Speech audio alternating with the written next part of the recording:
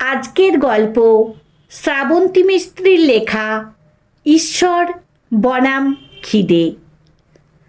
রাতের বেলা খেতে বসে নকুল দেখল বউ লক্ষ্মী হাঁড়িতে থাকা সব ভাতটুকুই নকুল আর দুই ছেলে মেয়েকে ভাগ করে দিয়ে দিল। সে ভাতের পরিমাণ এতটাই সামান্য যে সব ভাতগুলো একসঙ্গে করলেও একটা মানুষের পেট ভরবে না। নকুল বলল, তুই খাবি নে বউ? লক্ষ্মী বলে উঠল, না গো, তোমরা খাও, আমার শরীরটা ভালো নয়, একদিন উপোস দিলে ঠিক হয়ে যাবে। নকুল জানে এইভাবে দিনের পর দিন উপোস দেয় বউ। কি করবে আর সে? খাবার থাকলে তবে তো খাবে। নকুল সেই দুপুরের জল দেওয়া নিজের ভাগের ভাতটাই দুই ছেলে মেয়েকে দিয়ে উঠে পড়ল। বউ বলল, এ কি, তুমি খাবে না? নকুল বলল, না রে বউ, খিদে নেই। তারপর নকুল দেখল ছেলে গণেশ ল্যাম্পের আলোয় ছেঁড়া বর্ণপরিচয় বইটা নিয়ে পড়তে বসেছে। বুকটা মোচড় দিয়ে উঠল নকুলের। সেবার মেলায় যখন সব ছেলেমেয়েরা খেলনা, পুতুল, বেলুন কিনতে ব্যস্ত, তখন নকুলের 6 বছরের ছেলে গণেশ বাবাকে বলেছিল, বাবা, ওই বইটা কিনে দেবে?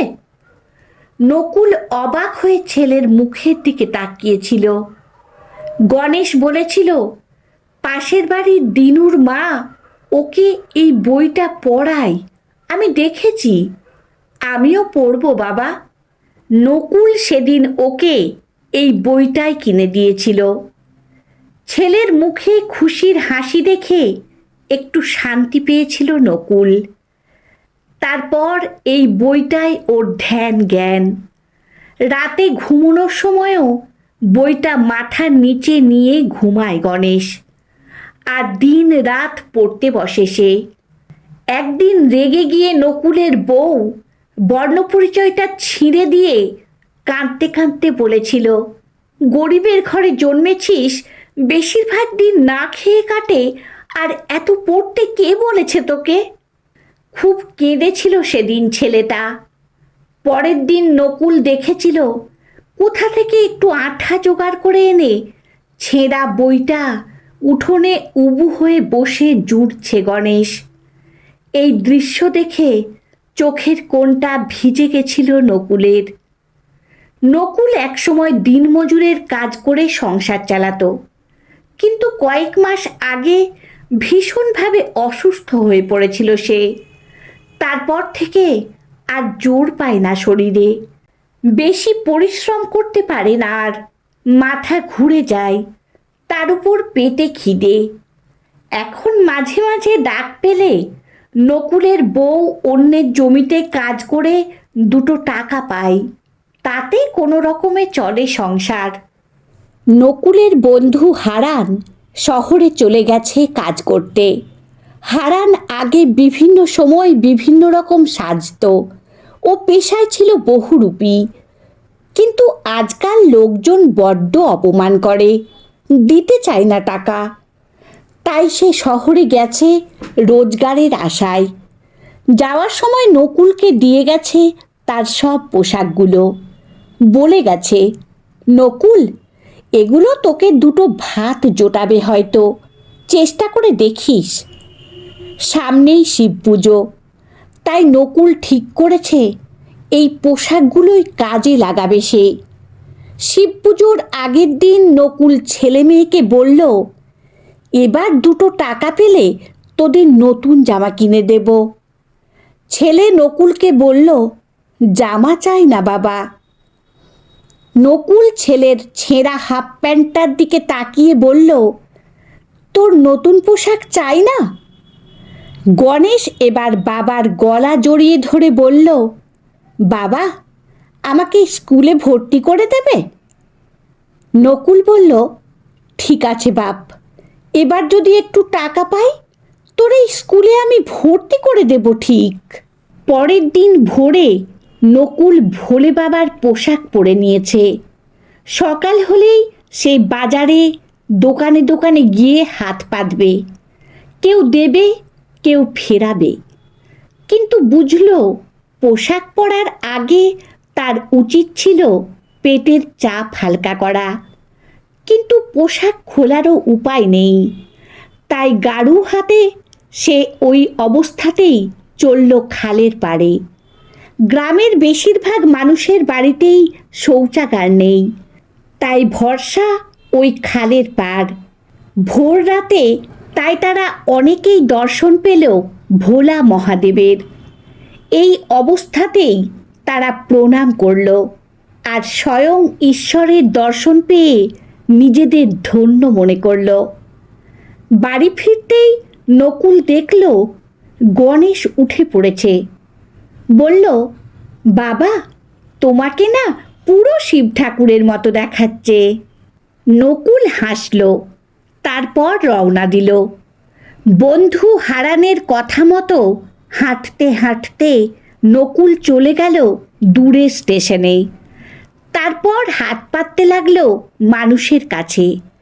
এইভাবে ভালোই রোজগার হলো নকুলের। হাতে চাল আর আলু নিয়ে যখন বাড়ি ফিরল তখন অনেক রাত হয়ে গেছে।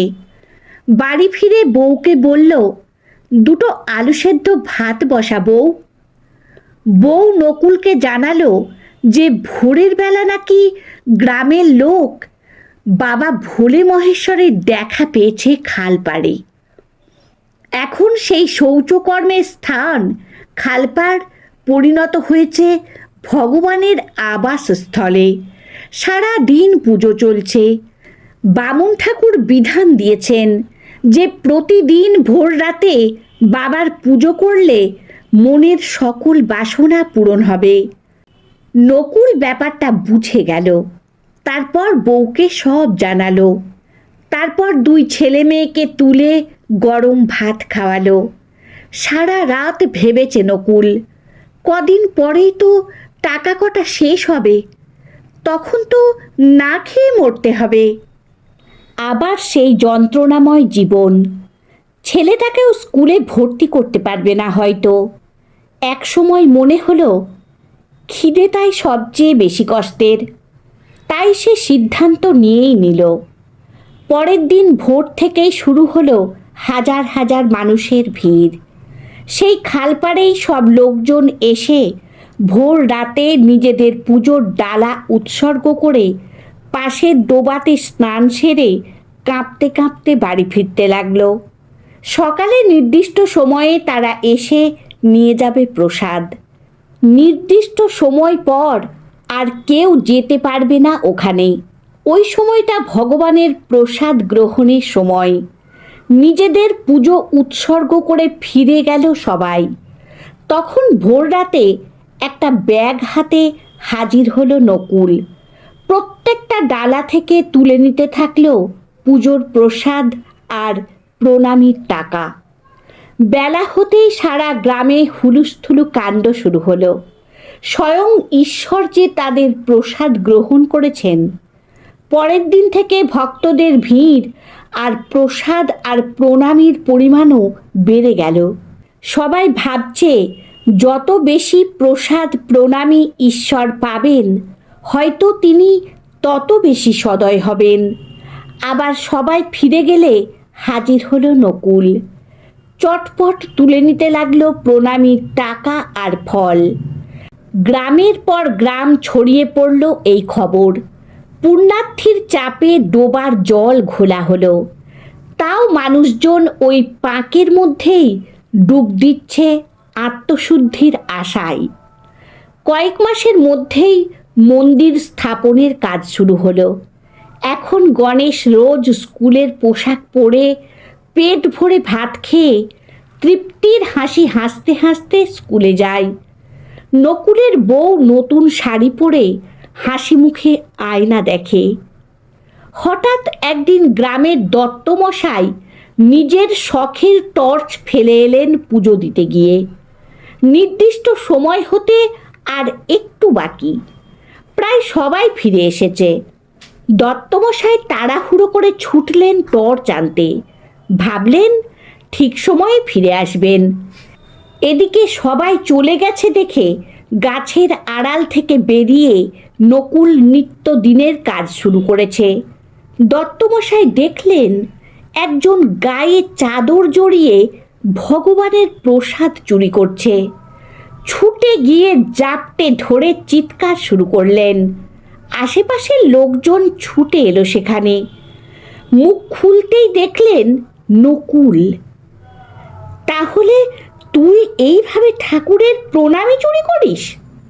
নকুল কেবল বলার চেষ্টা করল, তোমরা তো ভগবানকে দাও, আমাদের মতো যারা না খেয়ে মরে তাদের তো দাও না। জনরোষের শিকার হলো নকুল। জনতায় মার খেয়ে রক্তাক্ত হয়ে পড়ে রইল নকুল। বাধা দিতে এলো নকুলের স্ত্রী, সেও রেহাই পেল না। দাউ দাউ করে জ্বলে উঠল নকুলের মাটির ঘর। ছেলেমেয়েরা কান্নাকাটি শুরু করল। সকাল হতেই পুলিশ এলো, কিন্তু তখন সব শেষ হয়ে গেছে। গ্রামের লোক ঠিক করল এই গ্রামে আর ওই পাপীর পরিবারের জায়গা হবে না। হয়তো এই মানুষগুলোই পারত অসহায় নকুলকে সাহায্য করতে, তার ছোট ছেলের লেখাপড়ায় সাহায্য করতে। তাহলে হয়তো তাদেরকেই ঈশ্বর রূপে শ্রদ্ধা করত নকুল আর ওর পরিবার। এই রকম নকুল আমাদের চারপাশে বহু আছে, যারা খিদের জ্বালায় ভগবানের প্রসাদও চুরি করে। মনীষীরা বলে গেছেন শিব জ্ঞানে জীব সেবা করতে, কিন্তু আমরা না, আমরা তা পারি না। আমরা হাজার হাজার টাকা চাঁদা দিই পুজোতে, কিন্তু পকেট থেকে খুচরো টাকা ছাড়া গরিবকে দিতে পারি না। ভুল করে যদি 10টা টাকা দিয়ে ফেলি, মনে মনে ভাবি অনেক কিছু করে ফেলেছি। 12 মাস 13 পার্বণ যেমন আমাদের ঐতিহ্য, তেমনি ক্ষুধার্ত দেশটাকেও আমরা ঐতিহ্য হিসাবে ধরে নিয়েছি। আমরা অনেকেই চাই কিছু করতে, তারপর ভাবি আমি তো সামান্য, যাদের অনেক আছে তারা দিক। এইভাবে ভাবতে ভাবতে আমরা ভুলে যাই আমরা ঈশ্বরের শ্রেষ্ঠ সৃষ্টি মানুষ। আমরা চাইলে সব পারি। আমরা চাইলেই মানুষের পাশে থেকে তাদের সাহায্য করতে পারি। হয়তো মৃত্যুর পর ঈশ্বরও মনে রাখবে না আমাদের, কিন্তু ওরা রাখবে।